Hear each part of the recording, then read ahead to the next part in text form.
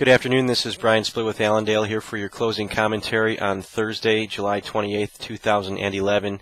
And we did have lower settlements across the board today for the grains. The September corn contract down 9 1/4 today at 682 1/4.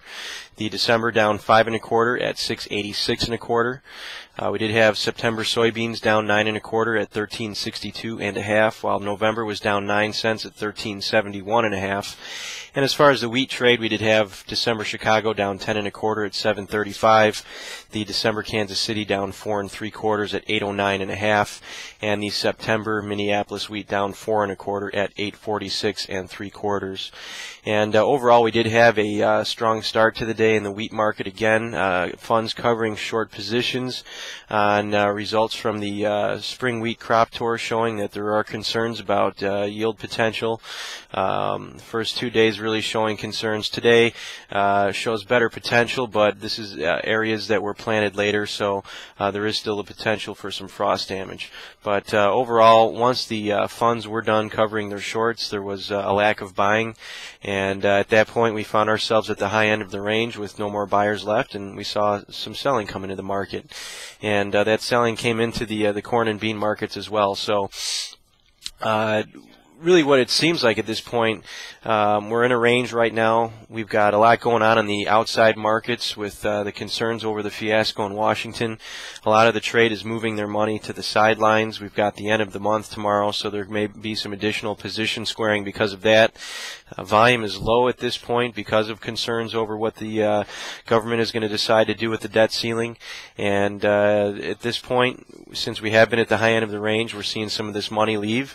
Today's closes really leaves a lot of these markets, corn 680 being roughly the middle of its recent range, the 730 area in December Chicago wheat being the middle of its range, and really 1350 being the middle of the bean range. But for the most recent history in the beans, that 1380 area also the middle of its range. So we're in range bound trade and trade accordingly.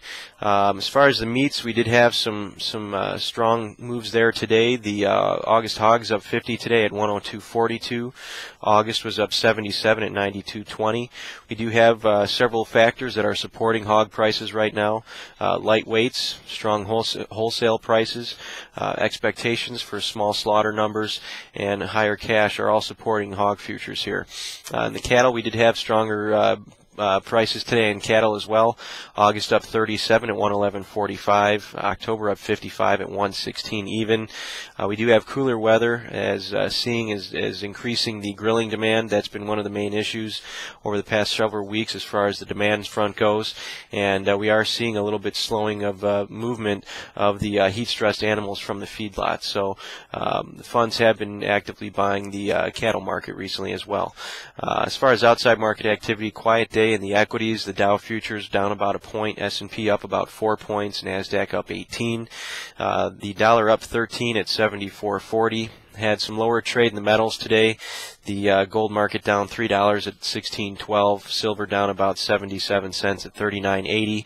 And crude oil just about unchanged here, right around that 97.40 area. And the same comment as far as low volume and position evening and uncertainty because of the talks in Washington applied to all of the commodity markets right now.